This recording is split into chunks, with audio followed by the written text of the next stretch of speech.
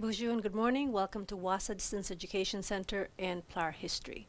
So we're into the third week of Term 1A classes. So today is Tuesday. This is our first class for the week, and it's September 17th. You still have time to register for the 2024-2025 courses at WASA. You can call the office at 807-737-1488. You can speak to Candace, or you can talk to Michelle. She's one of our education counselors. And we will continue to have application draws for students who register. So there'll be prizes for, or draws for students who register and also for DECs. So we will keep you posted on that. We will also continue to do end of term draws. So these are for students who submit work. So your name will be entered when you submit work during each term. So as you know, we have 4 terms, 1A, 1B, 2A, and 2B. And we will also put your name in once you earn a credit. So if you're submitting work and then you earn a credit, then your name will go there multiple times. Okay, I just want to quickly go over the online application link to sign up for WASA courses. So this is the link. When you click on that link, you will see this. It shows Power Form signer information. What you will need is your name. So type in your full name where it says student, your name. And all you will need is your email. So use an email address and put it in that section. When you complete that, so for example, if I put my name here, so I will put my complete name and then my email. So once I input that in there, then I can begin signing. And that just means that it will take me to this application form. So you can see the red squares. That means you need to put in information there. And what I've said before, if you do not have your status card number, or if you can't remember it, what you can do then is just, now it says 10 digit, so put in 1, 2, 3, 4, 5, 6, 7, 8, 9, 10 zeros. For your home phone number, so again you have to put in something in there. If you do not have a home phone number, so you will need 6, 7, 8, oh, that's 10 as well. So that's, you put in the 10 numbers or 10 zeros if you do not have a contact info. Because if you do not put any numbers in there, it will not go through. Make sure you put in your signature, so where it says student signature.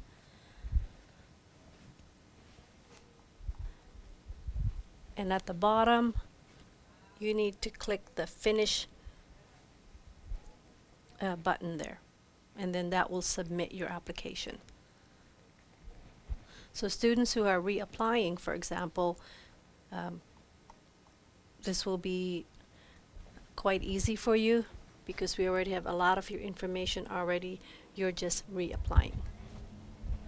Okay, for important changes for new and returning PLAR students, we have been contacting students, whether you're a new PLAR student or returning PLAR students. You now have the option whether you do the key questions or you can complete the open book culminating activity.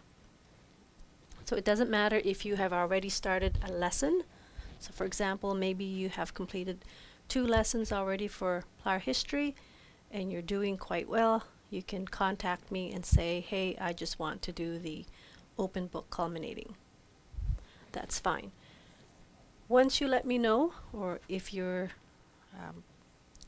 doing PLAR subjects that Bonnie is teaching, the PLAR English, the PLAR Math, you can contact one of us. So whoever's doing the subject, so remember I'm PLAR History, PLAR Geography, and PLAR Science. Contact one of us. We can email it either to you or to the DEC. Remember, supervision is not required. That means you do not have to be at the Learning Center to do the culminating. You can take the culminating activity home to complete. Successful students. So successful students means that you get 50%, okay, and above. So 50 is the minimum. Then you will receive your equivalent credits and you can proceed to apply for your senior PLAR and senior credits. If you do not pass the culminating activity, the key questions in the lessons must be completed, and then you can retake the culminating activity. And you are permitted or allowed to try it. So several attempts to pass the culminating activity. DECs will inform already registered PLAR students about the change, and then new PLAR students, as I've mentioned, we will let you know once you complete your application. So students who get their equivalent credits from passing the tests only, this means that you won't qualify for the GWL30 credit. Now when we say that, that means you have to do all of them, so all the subjects. So if you do PLAR history, geography, math, science, if you do all of the key questions and the tests, then you will get the GWL30 credit. Okay, that's a senior credit.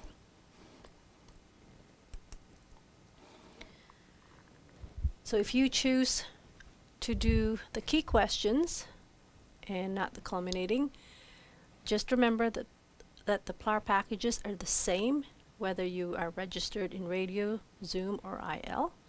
And again, you can continue where you left off. You can find all the information that you need on the cover sheet of the study guide and of the lessons. So if you look at the study guide and the lessons for history, lessons 1, lessons 2, and 3, it will have the same information. It will show you the WASA studio number, the radio channel, Bell Express View, if you have it, we're on channel 972. So radio and Bell Express View, these are audio. My Zoom link is there.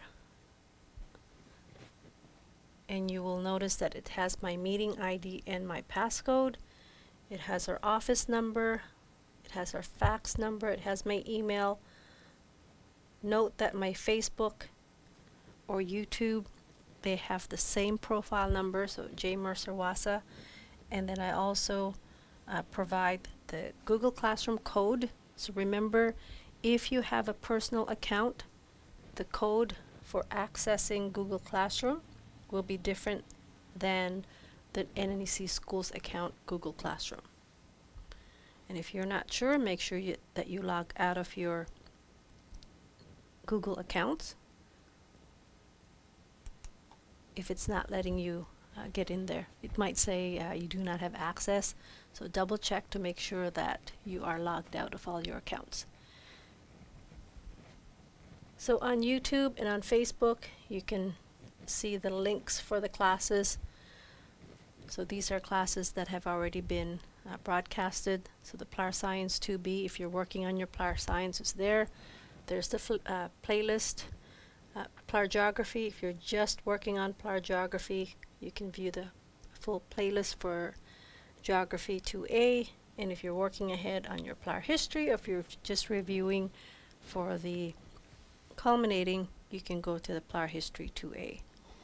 If you don't have access to internet or Wi-Fi, you can request for a USB of classes. All students that are registered with WASA or NNEC have access to a G Suite account. Again, it's important that you sign out of all accounts if you already have Gmail, for example. So once you're signed out, you can add another account. So that account that you will add will be your NNECschools.org account. Okay, you do not need to sign up for it. You already have one. For example, mine would be jmercer at nnecschools.org, and then I will put in my password, and then it will show me my account. Once you are in there, you have access to your Google Drive, Docs, Sheets, Calendar, and so on, and Google Classroom, of course. If you forget your password, I can reset it. If your email has not been activated, I can also activate your email if you'd like.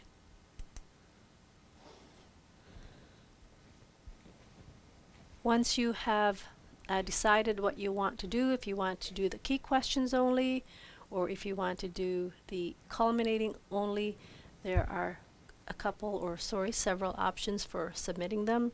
You can scan your work for marking using your iPhone Notes app, or you can email it and send it through Messenger. You can take a picture. You can do the same thing if you're using, or if you're reapplying, or you have a new application. You could also take a picture of the application form and send it to us that way. Scanning. So you can see the difference between the picture and the scan. So the scan only takes the page, whereas the picture will show the background.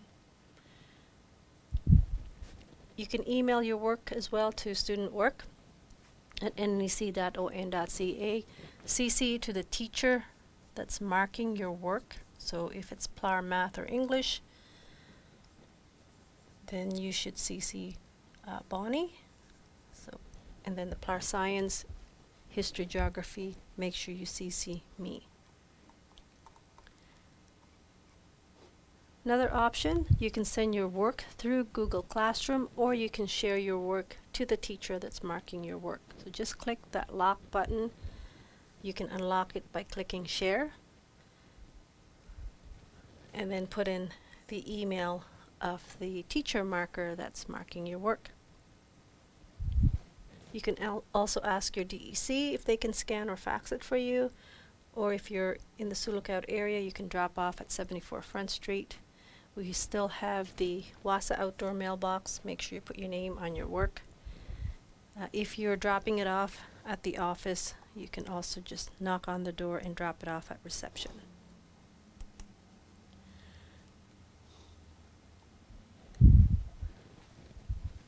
We will finish with lesson 1, and then we will start with lesson 2. So lesson 2 is the Second World War and after the war. So we will look at that in this class. As you submit your work, so if you have opted for doing the key questions, we have completed up to key question 12. We will do key questions 13 to 18, and that will finish up with the PLAR history. The new PLAR history, so the 2024-25, the total is 55. Last year was 53. So again, if you're working on last year's component or last year's lessons, okay, don't worry about that. I will mark as required for whichever work that you submit to me. From our last class, we did causes of war, conscription, participation. We looked at one of indigenous soldiers. He was a sniper. We did a spotlight on Francis Pega-Magabao, and then we looked at Canada's military role, and then after the war. And we did key questions 6 to 12. We will start off with the 20s and 30s. That's in 1920 to 1939. On page 24, specifically the Great Depression, and then Canadian women and work in the 20th century.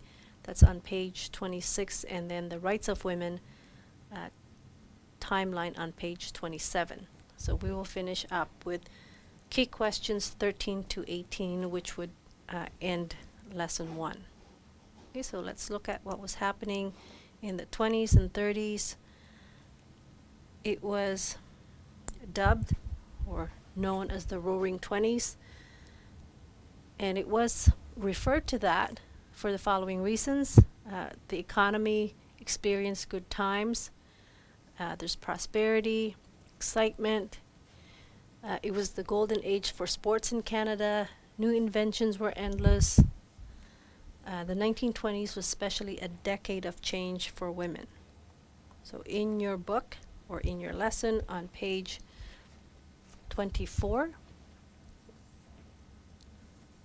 just to summarize that, there was growth in industry and urbanization. There were 9 million cars in 1919, but by 1929 there were 26 million cars. There was an increased ownership of telephones, automobiles, and radios. There were 60,000 radios in the 20s, in 1920. By 1929, there were 10 million radios. So you can see a big increase there. Electricity became more widespread, which helped with daily living. And then Canada gained more independence from Britain. So all of this information is on page 24. So you can see the increase. In 1919, there were 1 million trucks. By 1929, there were 3.5 million trucks.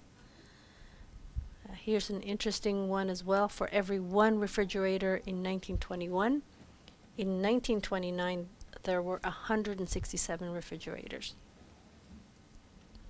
And as for telephones, in 1915, there were 10 million telephones. By 1930, there were 20 million telephones.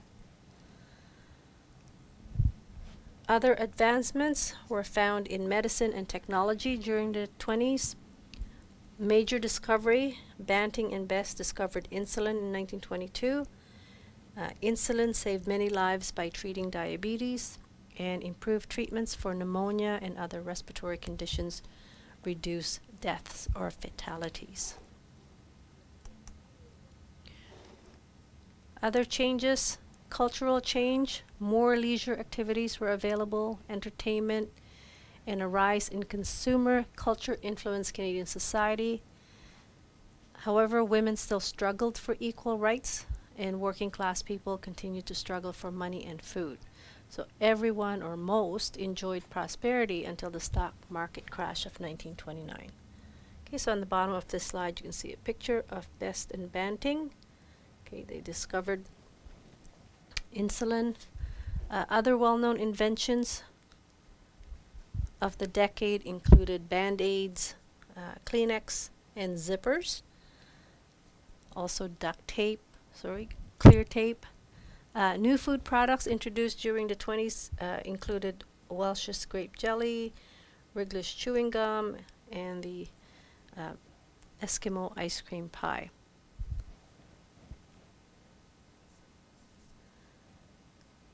Included in that is our hair dryers, electric shavers, pop-up toasters, and recliners. You can see all the different inventions there. So this made life easier for people until the stock market crashed. So the Great Depression, when the stock market crashed, it caused a depression that impacted every aspect of life for people all over the world. So there wasn't one single thing or cause, but rather a number of things or variables interconnected to cause a major economic and social upheaval. So this began in October 1929 when the New York stock market crashed. Many companies, their stock values dropped, so millions of people suddenly became unemployed, so they were out of work. Overproduction by companies, that means they were making more products than people could use, was also believed to be a cause of the depression. Thousands of businesses went bankrupt. Companies laid off large numbers of workers, and nearly 1/3 of all Canadians lost their jobs. So here you have, again, historical evidence. You have in print, there's a newspaper showing on the front page the stock market crash of 1929. You can see the date. This shows you New York, Tuesday of October 29th. It was known as Black Tuesday. So again, it was not just by one cause, but the stock market collapsing triggered the Great Depression.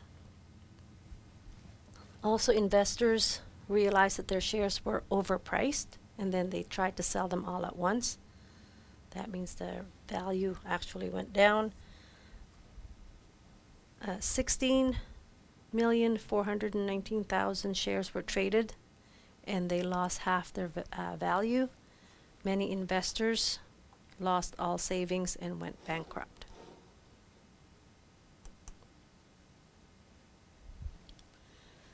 So we talked about the causes. Well, we said overproduction was one of them. Because of improvements in technology, more goods were being produced, so companies were expanding. However, people stopped buying and companies had to close. So if there were a lot of people that were unemployed, they didn't have money to buy. Inflation, prices kept rising, but wages did not keep up with the cost of living. The other thing that was happening was buying on credit. So people were going to the bank for loans, so bank loans. Installment buying, that means they would pay a portion of the purchase and then the rest was to be paid later. Buying stocks on margin, so they would pay 10% down and then pay the rest later. And also buying on credit, so using a credit card. So here's an example. This shows you an advertisement. It says, "Why pay cash?" So this popular store affords you an opportunity to make your selection of its immense stock of wearing apparel at any time you wish and take advantage of our liberal credit system, paying the account by the week or month. Okay, if that sounds familiar. So buying on credit, it's showing here you just pay $1 per week. So that's the installment buying.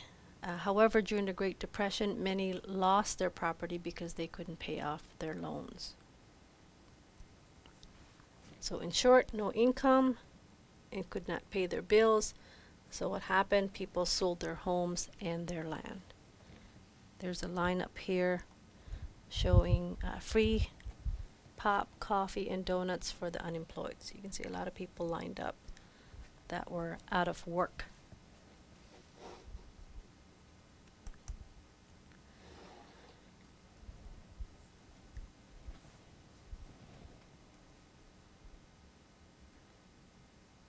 So farming was changed also in this era.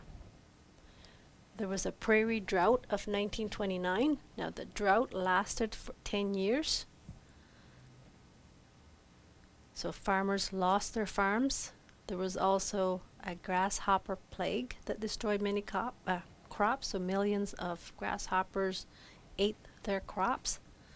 So the lack of rain turned sections of the West into dust bowls. The economies, so how was Canada affected, of Ontario and Quebec suffered as the farmers could no longer afford to buy factory goods. Also, while this is happening, Australia, Russia, and Argentina had huge harvests of wheat. So that means that other countries, were selling wheat, or they also began producing more grains of their own, thus affecting farming industry in Canada. This forced the price of wheat down from $1.29 per bushel in 1928 to 34 cents in 1932. So things went back to normal by 1939, but 250,000 farmers had abandoned, so they left their farms in the West and went unemployed throughout Canadian cities. So you could see that the farmers are losing money and could not afford to buy gas. Okay, for their cars also, this is a picture of Bennett buggies. So after the Prime Minister at the time, his last name was Bennett. So here you have figure 8.6, unable to afford gasoline and having disposed of their buggies, many Canadians gutted their cars and hitched them to horses during the Depression.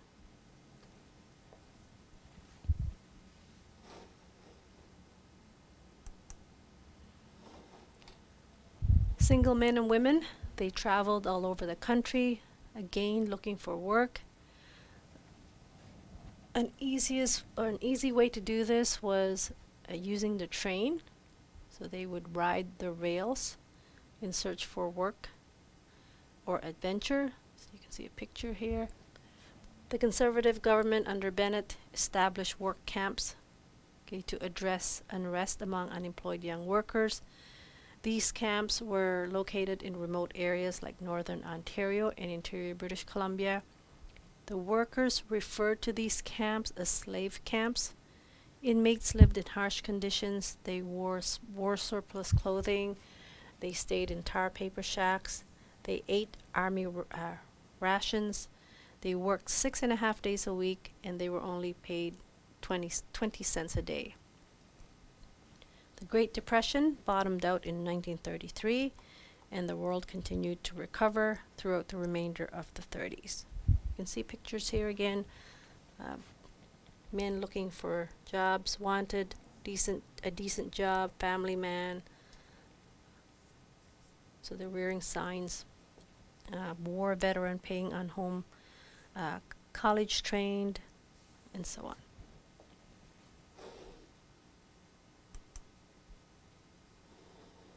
Okay, we can continue with key question.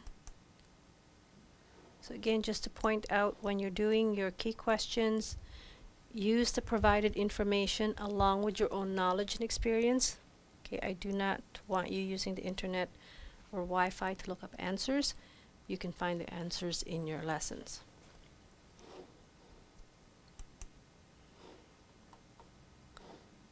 Okay, starting with key question 13. It says here to explain in your own words why you think the Great Depression happened. Remember, it wasn't just one thing that caused it. There were several reasons in your lesson book about the Great Depression, but it says why you think. So you can start off with I think the Great Depression happened, and then put in your answer. Okay, do not start off with because. It's asking you, explain in your own words why you think. Here's another opinion question. Do you think we could ever have another Great Depression? So that's the first part of the question. So your answer should either be a yes, okay, or a no. So if you say yes, tell me why you think. So you might say yes because. So tell me why you think we could have one. If you say no, put no and then because, but choose one or the other. Key question 15, it's pretty straightforward. You will describe 2 difficulties faced by farmers. So farmers specifically, why did they struggle during the Great Depression? So 2 difficulties to get the full marks. What happened to them during the Great Depression?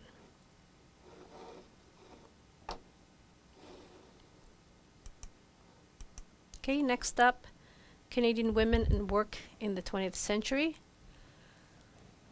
So during this time, Canadian men and women had significantly different work experiences during the first decades of the 20th century.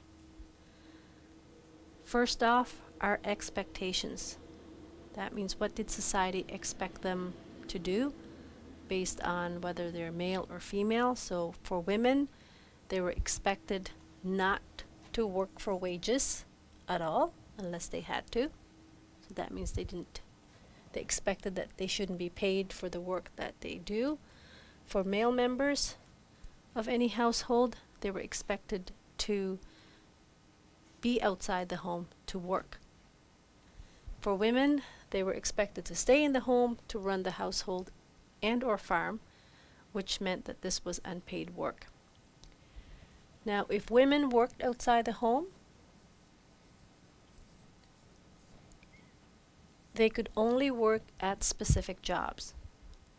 So prior to 1900, most women who worked outside the home worked as domestics in other people's home. They worked as live-in servants. They were often on call 24 hours a day as maids, cooks, and nannies. So many consider the turning point in the history of women's rights at work to be the First World War, when women entered the workforce to replace enlisted men. So when men went off to war, they left jobs for women to work. So you can see here women packing olives for McLaren's in Hamilton, Ontario.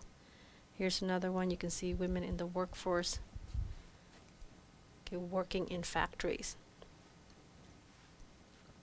Still, women had very little freedom and almost no privacy. So if you're following along,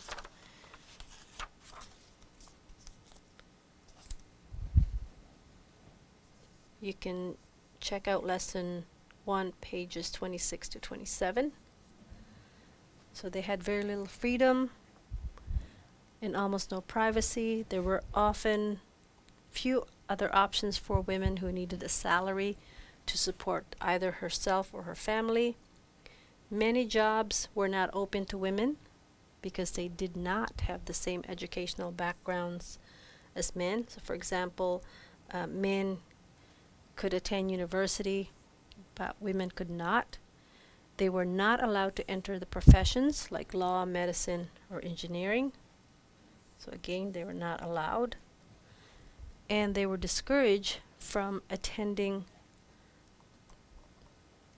post-secondary education or university. Their place was in the home. So again, that's the expectation. But in the first few decades of the 20th century, more Canadian women felt they needed to work for wages. That means get paid for working. More jobs became open to them. So you have more factories opening after 1900. They worked in textile factories, in canning, food processing factories, mail clerks, and telephone operators. So women preferred working for these types of jobs as opposed to working as live-in domestics, because with these types of jobs they can go home to their family at night, whether as opposed to when they worked as live-in domestics, they would have to stay overnight and being on call 24 hours.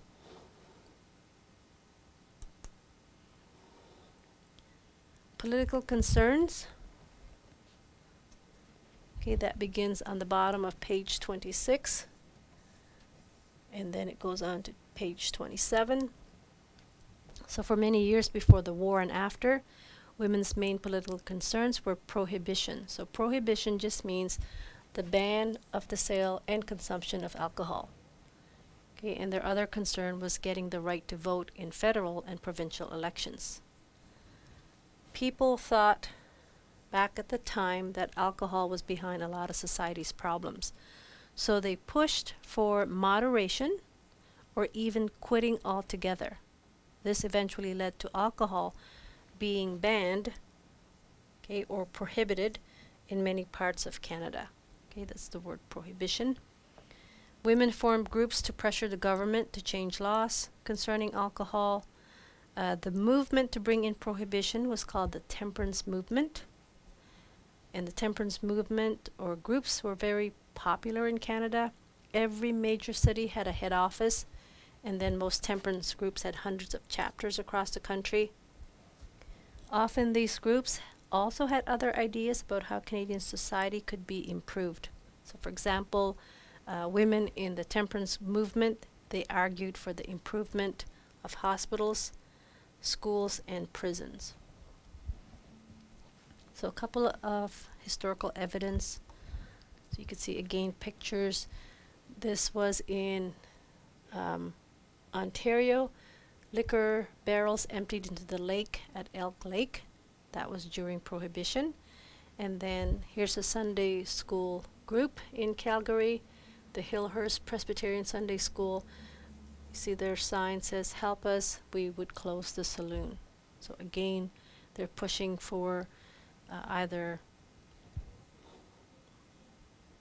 moderate drinking or just prohibiting it altogether. So all provinces, they tried out prohibition laws, but they discovered that banning alcohol didn't solve the issue of alcohol abuse. So instead what it did was it led to the rise of an illegal alcohol market. So it fueled the steady business for bootleggers and smugglers. During the years of Prohibition, women also found out that it was not doing all that they had hoped to improve Canadian society. They found that government officials seemed to ignore all the suggestions for improvement that they presented. So you can see a picture here, how smugglers tried to trick officials. So these cow shoes were used by bootleggers to cover their footprints in the woods. Going to and from moonshine brewery sites were hidden. The hoof prints were supposed to deter law enforcement, because when they're trying to track criminal operations, they're looking for human footprints in the forest. So that one's on the left. So they just would wear it over their shoes. Then you can see a more colorful picture on the right hand side there, where it shows the shoes and they have the horseshoes on them.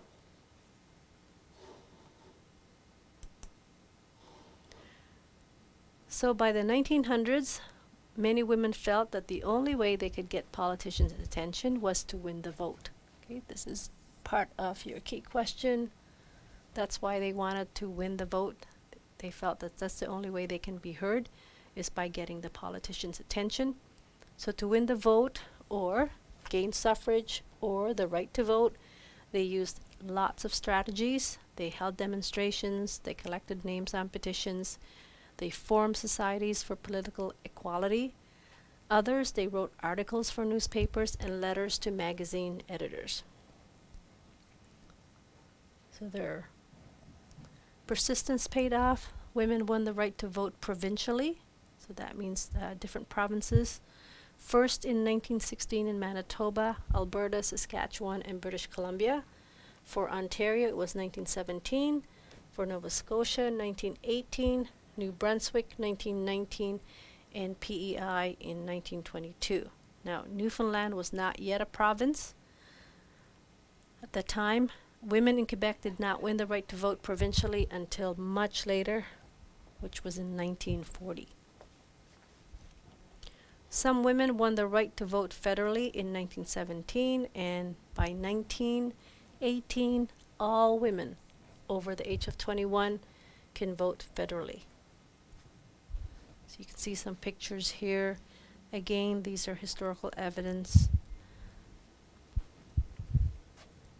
This one says women's suffrage bill passes in Manitoba, so you're looking at newspaper from 1917. This one shows women voting, so giving women a voice in elections allowed them to participate for actively in society. And then you see the temperance pledge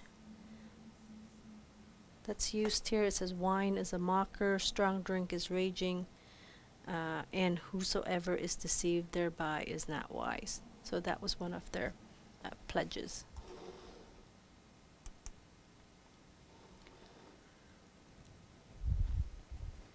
On page 28, you will see the timeline.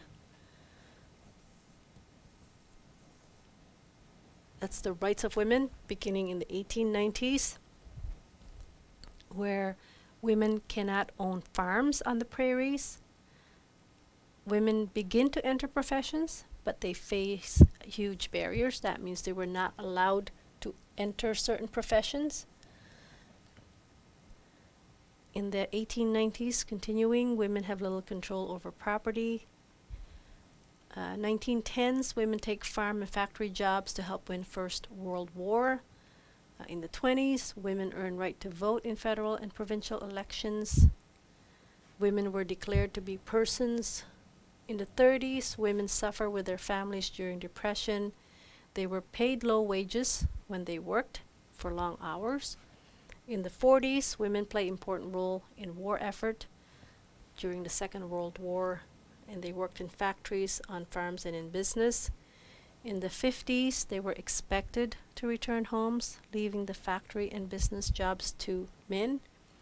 In the 60s, women want to play a role in government, business, and industry.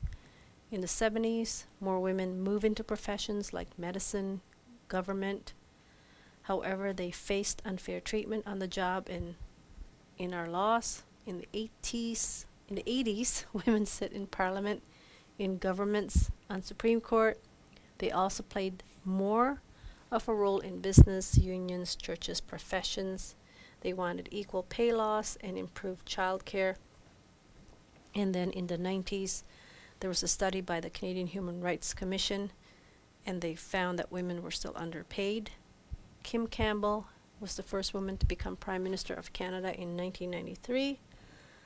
In 2007, Sheila Watt Cloutier, an Inuit activist, was nominated for the Nobel Peace Prize. And then in the 2000s, Leona Aglukkaq became the first Inuit woman to hold a senior cabinet post as Minister of Health in 2008. So you can look at that on page 28. So it shows you the timeline of women's rights.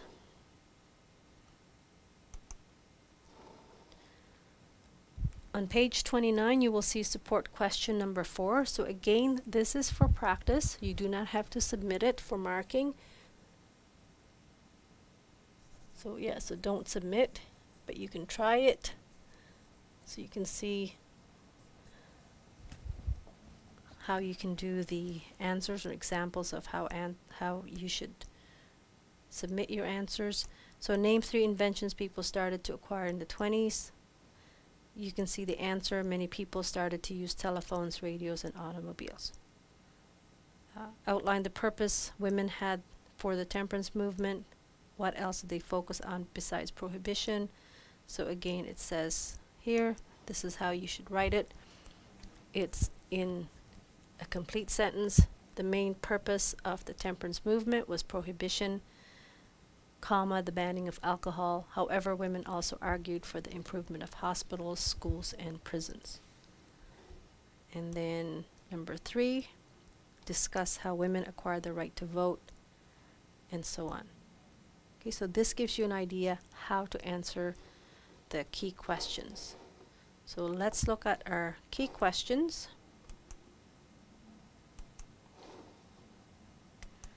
So the remainder of lesson 1 key questions.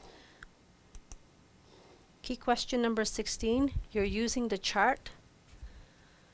Outline the differences between the opportunities. That means what was available for men and what were available for women in the early 1900s based on education. So what education opportunities were available to men? What employment opportunities were there for men versus women? And family roles, again, what was expected for men and what were expected for women. So I will do one of these. I won't do them all. You can try just to show you the difference. So for employment, so for work, okay, for men, they could work in any profession. So could work in any profession. So if they wanted to work as a lawyer or a doctor or an engineer, they can. For women, they were only expected to work in certain jobs. So for women, it was live-in servants, nannies, okay, and cooks. And again, that's in your book or in your lesson. So we're looking at the differences. Okay, key question 17. Why did women feel it was important for them to get to vote? So why did they want to be able to vote? So women felt, okay, it was important.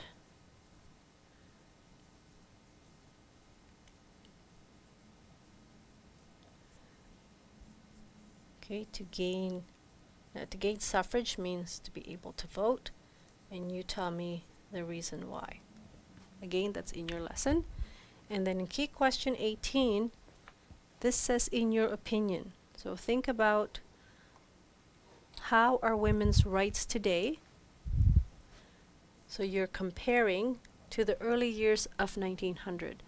What you can do is look at on the chart. If you look at the educational opportunities for women back then, the work that they were allowed to work at, the family roles, what were expected of them. Look at that and then compare it with women's rights today. Do you think that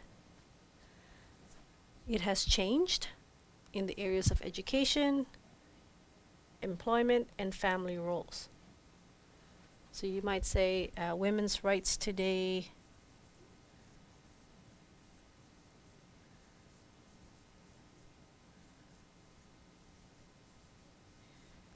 compared, okay, to the early years.